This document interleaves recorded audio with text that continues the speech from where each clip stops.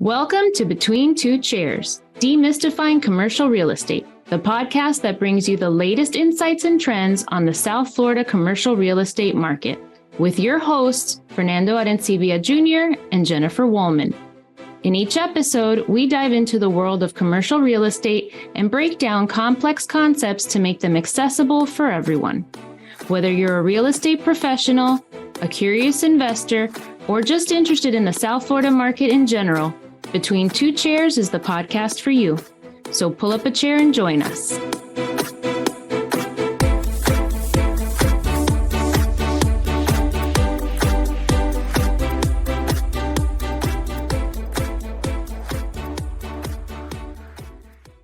Welcome, everybody, to another episode of Between Two Chairs. My name is Fernando Arencibia, and with me, as always, is the ever-radiant Jennifer Woolman. Jennifer, say hello. Hello, everybody. That never, was a good one. Yeah, it was good. I just realized that I was holding my breath. I'm waiting to see what word you're going to have on my intro. I love it. He stalled a little. I saw a little stall there. Yeah. And I was holding my breath. So I was like, okay, let's see what his brain spurts out. Exactly. Well, we have a very special guest with us. You just heard his voice, and I'm gonna leave it to Jennifer to make the introduction. Jennifer? Yes, today, in continuing with our focus on small businesses for March, which is Small Business Awareness Month, we have the pleasure of speaking with Carlos M. Gonzalez. He's the president of Atlantic Building Inspections, a residential and commercial inspection company with offices in Miami-Dade, Broward, St. Lucie, Martin, Palm Beach, and Collier, Lee, Charlotte, Sarasota, and Manatee counties. In addition to covering issues he finds in commercial inspections and some tips that he's going to share with us on what to look for and things maybe we haven't considered in commercial inspections, we're also going to discuss how he, as a business owner, built and scaled his business. So, Carlos, welcome so much to Between Two Chairs, and thank you for giving us your time and expertise.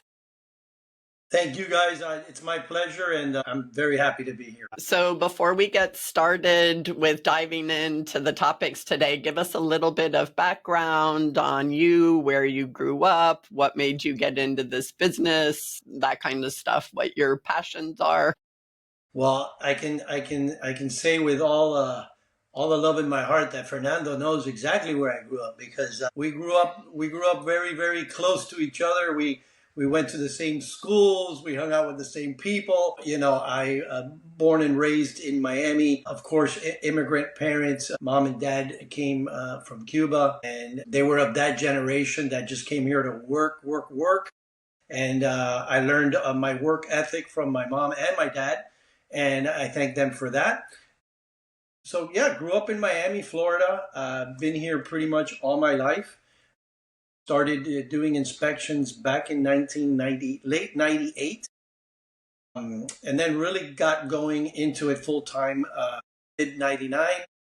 And this has been my love and my passion for all of these years. And to be honest with you, I still feel the same that I felt when I started in this business, which I think is something good, because a lot of people, I think, once they do things, for so long, they kind of burn out. But I feel like I'm just as passionate and excited about this business as I was back then.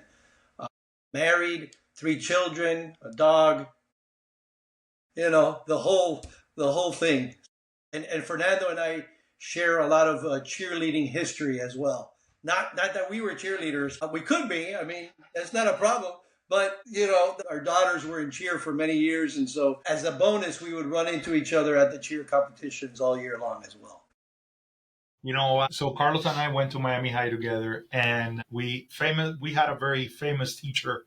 We shared a class with a, let's just say, I don't know if I would say famous or infamous teacher, but we always bonded over that. But years passed by after high school, you kind of lose track of people.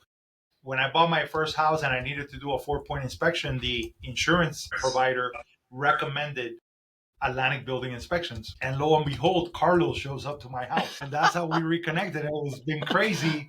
And I've been referring him ever since. Man, we got stories for days. Absolutely. So we try to do a little bit of demystifying commercial real estate in this podcast. And so, we like to get down to the basics. And so, you know, I know that you guys are a full service firm. You do both residential and commercial inspections. I've always been very impressed with how thorough you are in your approach. And so if you want to, just kind of let our audience know or give them a little sense of what is different between doing a commercial inspection versus a home inspection or a condo inspection? Absolutely. Well, one of the first things that's very different is in the residential sector, as you guys probably know very well, everything needs to be disclosed. So anything the seller knows, they should be disclosing to the potential buyer. In a commercial situation, that is not the requirement. In fact, you do not have to disclose anything. It's buyer beware. It's due diligence, on the buyer. When you're an inspection firm and you're approaching this, you have to understand that when we're coming in to do a commercial inspection, we're going to assume that no one knows anything about the property. In a residential, we may show up, the seller may be present, we can ask them some questions, they can share information, they have to fill out a seller's disclosure and disclose anything they know. In a commercial situation, that is not the case. Secondly, in a commercial situation, you have a longer due diligence period than you do in a residential situation. So we're able to come in with a little bit more time. We're not under that pressure to get the inspection done as fast as possible, which is nice as well. In a commercial, we're also thinking a bit about things that you would never think about in a residential. For example, we're thinking about soil contamination. We're thinking about a phase 1, a phase 2 environmental testing. We're thinking about use of the property and what hazards could be, present based on what the tenant or future occupant is going to be doing with the property. Is the new buyer going to sublease or lease it out to somebody? Is the leasee going to be responsible for the roof or repairs? What information do they need from us that in a residential situation that's never ever in question and it's never part of it? So there's definitely differences on how we look at the property. We also look at the property with the eyes of, this is a commercial property where the general public may be coming in and out. In a private property, that's very different.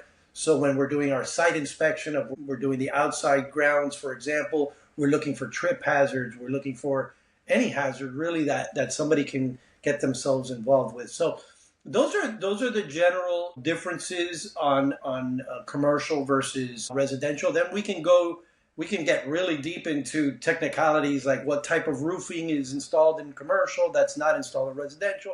I don't think that the audience really would benefit from that kind of deep dive into any of this stuff, but I think this is a good general overview of what the differences are and what we're looking for when we're doing these inspections. Great. So what are some of the things that if I'm a broker, I would want to prepare or make sure that my commercial inspection covers that I might not necessarily think about? I mean, obviously access to the roof and to the electrical and all that, but is there anything that, a commercial broker or somebody showing the property for an inspection should be considering that might kind of pass us by?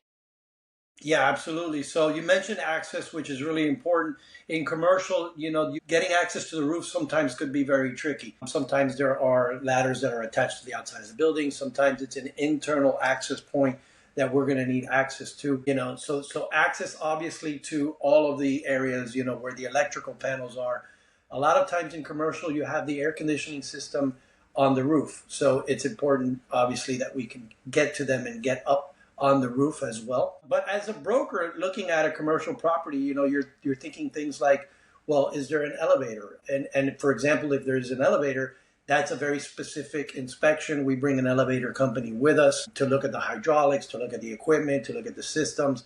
Are there walk-in freezers? Are there pumps of any kind, water pumps? There's just a lot of things with commercial, depending on the type of property that it is. And of course, when you say commercial, you're going from anywhere from a gas station, strip mall, restaurant. If it's a restaurant, do you need a grease trap cleaning? We do those as well. We can come in, clean out the grease traps. Is there a septic system? Do we need to bring in? We also do that. So we can bring in our septic tank truck and clean everything out and do a good inspection of the septic system.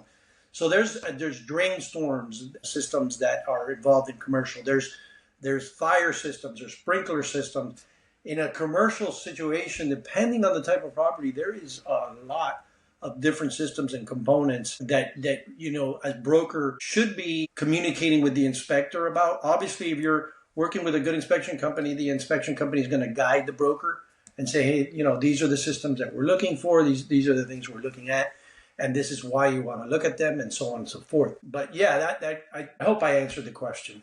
You did. Thank you so much. And so if I'm a broker and I call you and I know there's a grease trap and a fire system, do I need to call the separate inspectors or just let you know, and then you have a team that deals with all of those other more detailed inspections, such as an elevator? Yeah, we definitely have a team for everything, as Fernando will attest to. For the amount of years that we've been doing this, we've gotten ourselves to the point where we kind of have been through pretty much everything that you can go through. So we've set ourselves up in a way where if there is a grease trap that needs to be cleaned out, we can get it cleaned out. If there's a septic system that needs to be pumped out, we can pump it out. Obviously in commercial it's a little different, but in residential, if you have a seawall, we bring out our seawall experts. And so we definitely have a team surrounding us that support all of the different special inspections that are needed, especially for commercial. Yeah. Carlos, we always encourage our agents and really any broker out there for them to be present during inspections, not only in the commercial world and the residential side as well. And part of it is because, when you get a report, sometimes the report, the way that it is written, right, may create more of an alarm, or, you may not get the full context, rather than being at the inspection where you could hear directly from the inspector and get a better sense of what they saw, where their concerns are. I know that you are very intentional in everything you do with your company and the way that you interact with everyone that you interact with in your business. Obviously, you have a duty to the owners, the potential owners that are going to inspect the property. They got to know everything that's going on. But I know you also take seriously the relationship with the broker and how to communicate better. Speak a little bit about that approach and that dynamic, because I think, it really differentiates one inspection company from another. Fernando, I think that's an incredible question, and one area where a lot of real estate brokers and inspection owners and companies do not communicate well on. So I'm extremely happy that you asked that question. Number one, it used to be many, many years ago where inspectors were looked at as the contract assassins, the deal killers, and the relationship between broker, real estate agent, and inspection company or inspector has always been difficult. That's been one of my missions for the last 15 years, is to bridge that divide and understand that we're both working, both sides of this, the inspection and the broker, we're both working together for the best for the client. With that being said, we are very sensitive to that.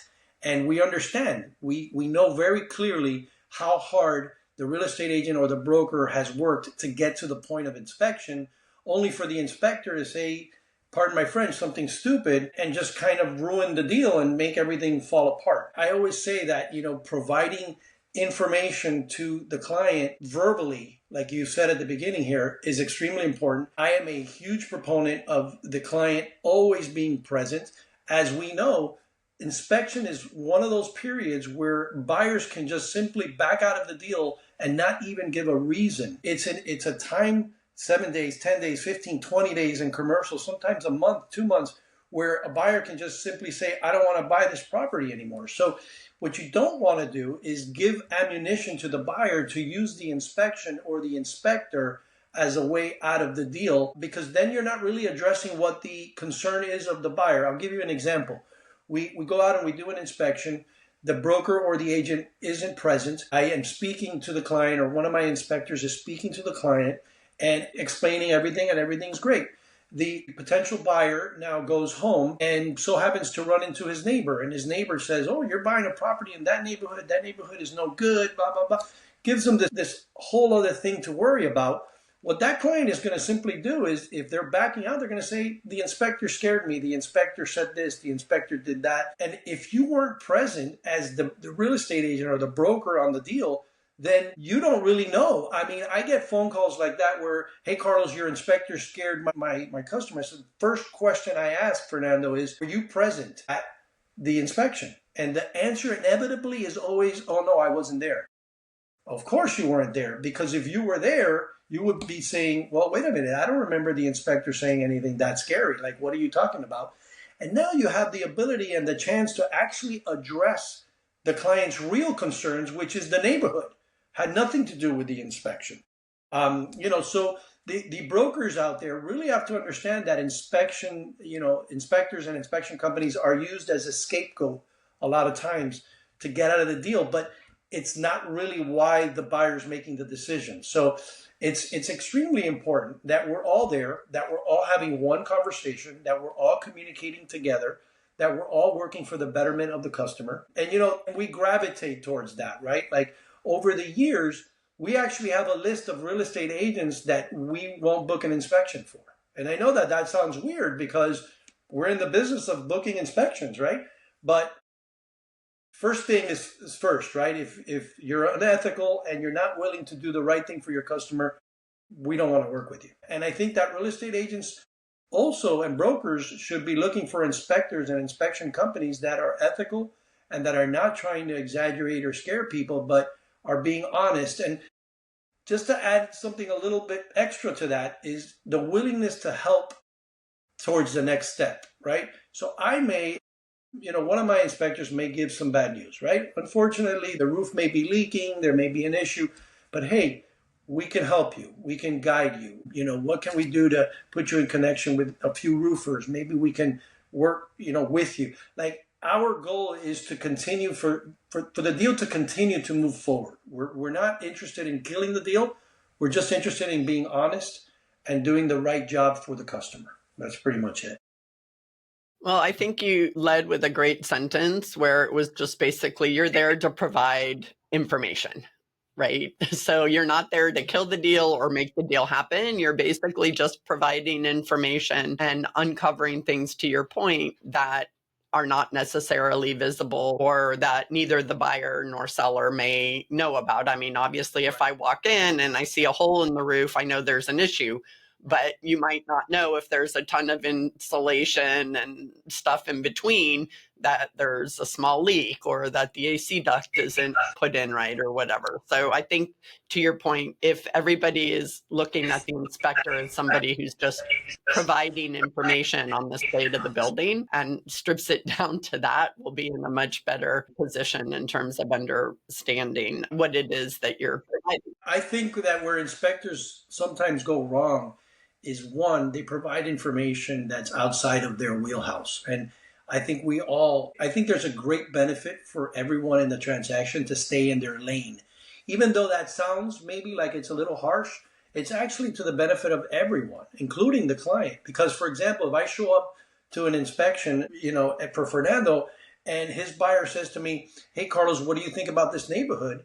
And I give my opinion on that, I am stepping out of my lane. And I shouldn't do that. Even if I live 2 blocks away, my answer is, I'm not here to judge this neighborhood. I'm here to provide information on the property and the condition of the property. Speak to Fernando. He might be able to better guide you. In other words, let's make sure that we're all communicating within our wheelhouse. And I think a lot of inspectors don't really understand that.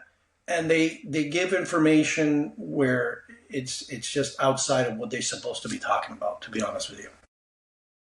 So wait, I know you want to get into the business side, but before you get into the business side, just because I always think sometimes these stories help, help us foresee things. You said truthfully that commercial real estate, it's the buyer beware. So what are some horror stories or surprises that were completely unexpected that you found in commercial inspections? And before you get into that, just because we were connecting to this last part, I do want to say that Carlos inspected a property that I was the listing agent. A buyer came in unrepresented.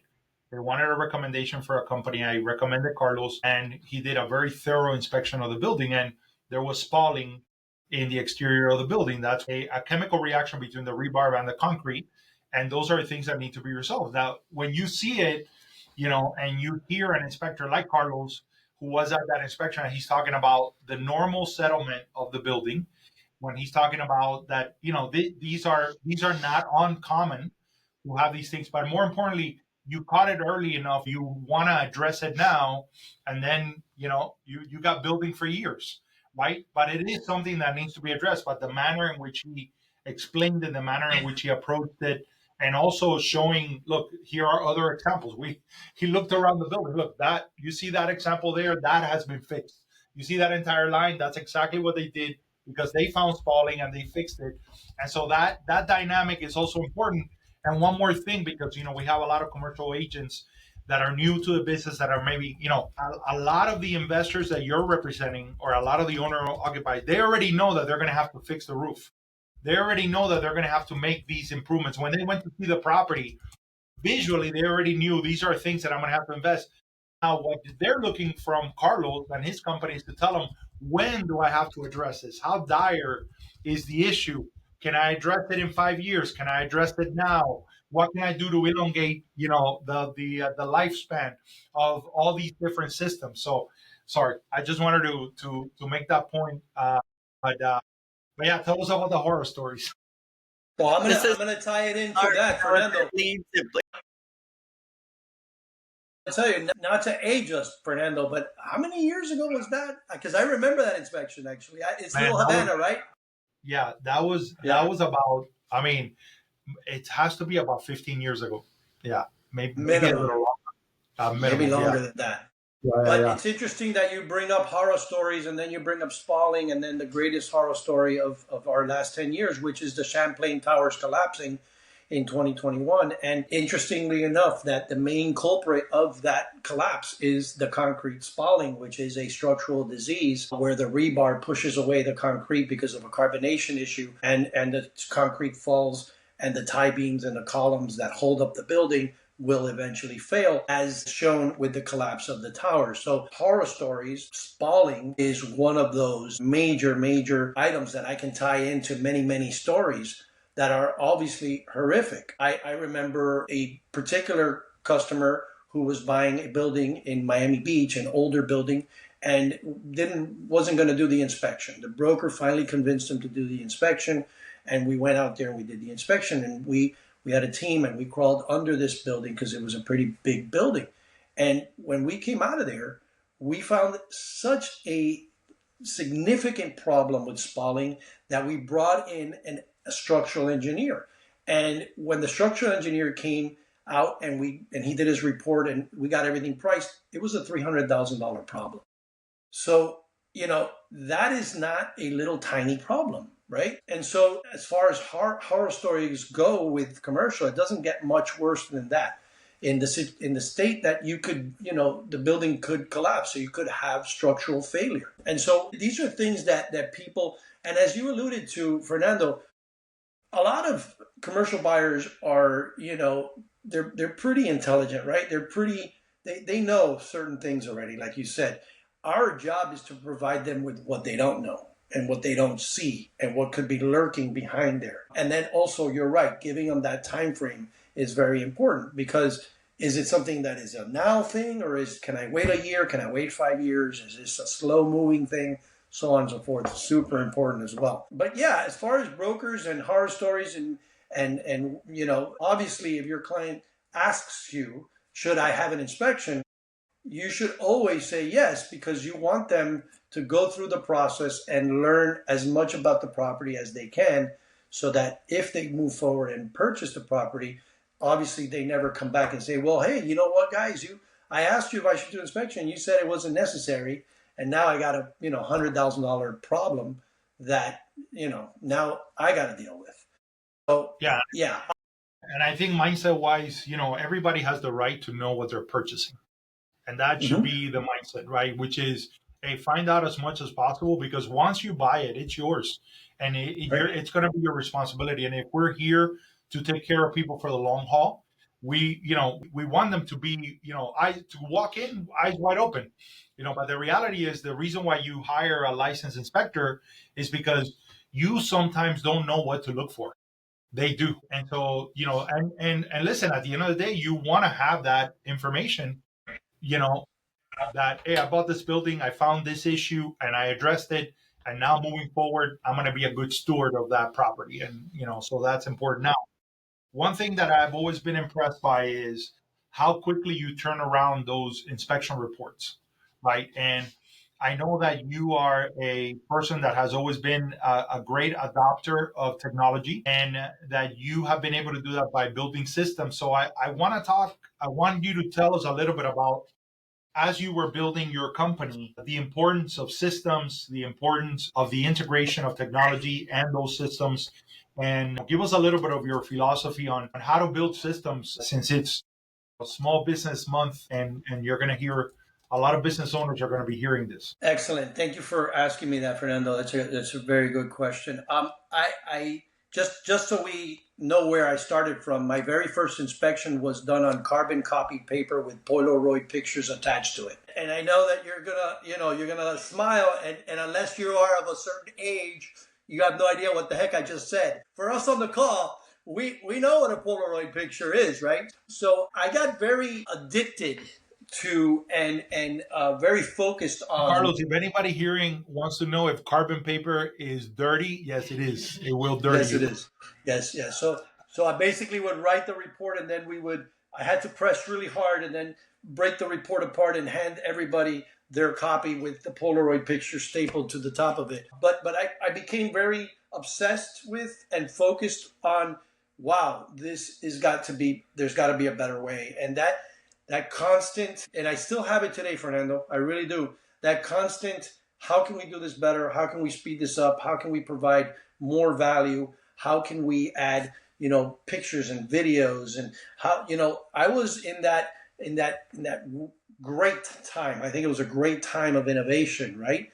And of technological advance, where we went from that Polaroid carbon copy, we went in, when I started thinking about using computers for inspection reports, there were no software companies developed any of these reports. So I actually took a class on Microsoft Visual Basic, and I learned how to code within Microsoft, and I created my own software for home inspection report writing within Microsoft Word. That was back in, I believe, 2000. We used that as a company. We used that report writing platform for probably a good 5-6 years.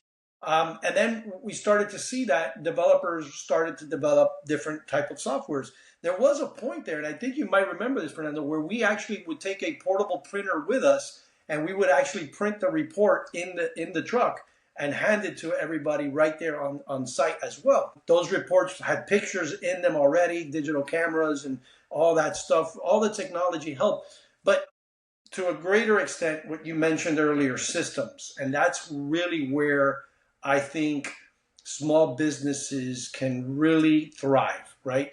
Building the systems that work very, very, very well and are scalable.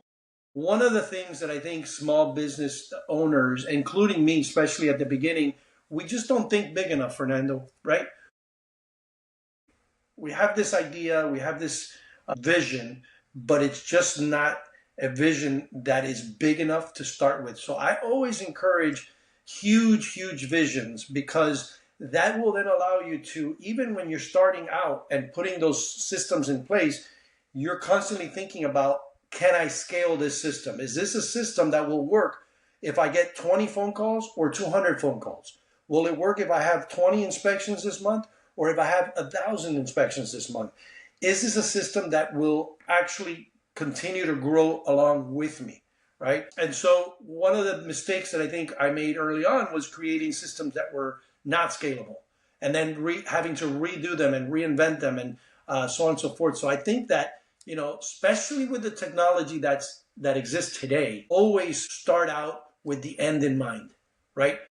You need to sit down and say, where do I see this business in 5 years, 10 years, 15, 20, 25, 30 years from now? What would be my exit plan? What would be my perfect day? How do I create a system today that can get me to where I want to go? Not every business owner wants to go to the same place, right? Some businesses are built simply to sell. Some are built because there's a love for it, and the person building it wants to grow with it and be a part of it for years to come. So it really depends on how you're looking at your business. But absolutely, the relentless system tweaking is the other part. Oh, you built a system, great, and it works great. All right, I'm done. The truth is, you're never done. There's always something that the system can do a little better. There's tweaking involved. There's a passion that you have to have for what you're doing to revisit it so often and make it better and better every single day. And that's just, yeah. As a side note, so Jennifer, I had a conversation with Carlos about his training and how he trains the inspectors that are coming in. And, he's always been a big believer in you got to inspect what you expect. And so he told me the story that in the videos, when they're doing the training, the initial training videos, he would put in, like, all of a sudden, like a banana, a mango, kiwi, whatever it is. And so then people would say, oh, I already watched the video. He says, okay, name me the five fruits that you found in the video. And if they couldn't name it, then he knows they didn't watch the video. So, and he says, go back and watch the video. So, I thought that was genius. Yeah, it's part of those things where you know what happened. You know how that comes about, right? You create the video, you put it out there, and then you realize your inspectors are still making the same mistakes. And you're going, wait a minute, but I put that in the video. And so then you're like, okay, did you see the video? Yeah, I saw the video. And you're like, I don't think you didn't see the video or you are not learning. And that's really bad. So we're definitely going to have to move on from you. And so then I said, okay, well, let's see if they actually did see the video, and how can we do that? How can we prove that they saw the video? And it's a lot of that, right? And in a greater scale, it's a lot of trial and error. It's a lot of paying attention. It's a lot of tracking. Okay, has this inspector made this mistake more than once or twice? Like, is there a pattern here that's no good? Like, so and I've always said, I'd rather take an inspector who's never inspected anything and give them the good habits. It's harder to remove the bad habits and create new ones than it is to create new ones from the beginning. So I've always hired people who are amazing people, and typically most of them have no idea what an inspection even is, but I can teach that part, right? That part I can teach. You can't teach somebody to just be an amazing person, but you can teach them the skills that they need, right? If you've got the right person. So, yeah. So you mentioned a lot of video, and lately I've been watching these amazing videos that you're creating to, giving a lot of information, teaching, right? Giving a lot of value. And, I would love to get a little bit of your perspective on how your marketing has evolved. And, it looks to me like you're entering this new stage of, Carlos the superstar. Well, listen, Fernando, I got to be honest with you, man. I'm not of the social media. I'm not a social media lover. You know what I mean? Like, there's people who absolutely love the whole social media thing. I'm not one of those people, and I guess it's okay. But, first of all, I have 3 children, and they are constantly telling me, Dad, you got to get on social media. Dad, you got to do this. Dad, you got to do that. So I got to give them credit for pushing me in that direction. But look, here's the truth, right? When I started in this business, as you know, because you're going to resonate with this, I would walk into a real estate office at any given moment, at any given day, and there was 40, 50, 60 people working. And if I can get through that gatekeeper, we all know that there's a gatekeeper at the front. If I can get through that gatekeeper, I'm going to have great conversations. I'm going to start great relationships, and I'm going to be able to build on that, right? Today, let's fast forward to today. When I finish this podcast with you, I can get in my car and drive to any real estate office, walk in, and I'm lucky if there's 2 people. And one's the gatekeeper. And one's the gatekeeper. And guys, I'm telling you, that's the reality, because we've expanded into the West Coast, and I've been spending a lot of time up there with Lucie, our managing partner, and it's incredible. Like, we walk in, and unless you're going for a pre-scheduled meeting or sales meeting or presentation or something like that, there's no longer that connection that I can just walk in and talk to real estate agents and talk to people. So that is completely gone. Radio and television, I don't know anybody who listens to a radio station. It's all streaming. I don't know anybody who watches regular TV. It's all Netflix and Hulu and streaming. So this, whether we want to accept it or not, has completely changed. And so, yes, Fernando, definitely we hired a marketing, a social media marketing manager because, again, it's not my passion. It's not my love to be walking around with the selfie stick and talking and things like that. And it's interesting that you bring that up because this week I've had a couple of sales meetings in different brokerages. And as I walk through the door, I've got agents coming to me saying, please keep doing these videos. They are so informative. They're so good. I'm really enjoying them. So I'm starting to get that feeling of, man, I think people are really enjoying this and wanting it. So I'm getting more and more motivated to keep doing it, Fernando. That's my point. I really think you should. And then there are little nuances that you're sharing that I think are valuable. One of my favorites is with the water heater and understanding that, you have the casing outside and then you actually have what's holding the water. But then when there was a trail of rusty brown water, but it really wasn't coming out of a defective system. It was coming out of the little screw that had oxidized, and so that's what the issue was created. So it looked like a bad problem, but again, it's the little nuances that you learn in what you do and that you're sharing it. And I think that as long as you keep the mindset that you're teaching and you're educating and you're making people better, really by giving that information, then But man, the videos are great. I congratulate you. Thank you. I can't take the credit for it. If I do, I'm going to get in trouble. All right. So we are a partner. You have any other questions for Carlos? Just real quick. I know you started in Miami. What made you, to me, north is a more obvious expansion. What made you expand north and then west and pretty far north and west, right? Okay, so I'll start with the north, right? We started in Dade and then we seeped into Broward and we had a decent hold on Dade and Broward. And then I met a gentleman named Mike Pappas, which I know you guys know exactly who that is. And we hit it off and he and his family are amazing. And we do a lot of support and work for his agents. What happened was one day he put his arm around me and he says, hey, I need you to start moving up north and help us with support the agents up north. And so, little by little, we started going up in that area, providing the support, I told him I wasn't going to do it until I was ready. So we hired and trained and got very ready to make sure we were able to handle it. And little by little, we creeped into Palm Beach. And then he did the same thing and we moved into Martin. And now we're servicing St. Lucie, Martin, Palm Beach, and Dade. Now, the West Coast was a little bit different. We got the same arm around the shoulder from his daughter, Christina, who said, hey, my goal is to move over to the West Coast. And I said, well, I'd love to support you over there as well. But really where it came from is one of our lead guys, I've always had, and Fernando will tell you this too, I've always had the mentality of abundance and not scarcity. And I think that that's a very important mindset to have.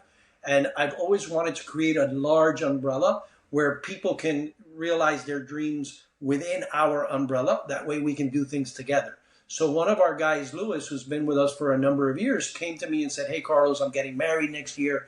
I'm young. I want bigger. I want to do what you've done. I want to have a team of 5, 6, 7, 10, 15, 20 inspectors under me. I want more out of my life, and I saw that spark in him and that desire and that grit.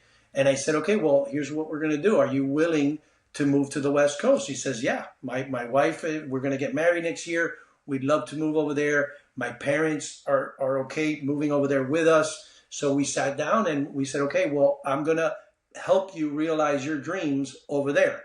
And so we have, partnered with him. He's our managing partner there. And we're exploding in that area and growing it and pushing. And really, it's to fulfill his dream. And he's a wonderful, wonderful person. And I want to see him happy. I want to see him succeed. I want to see him grow. And so that's really where the West Coast came to be.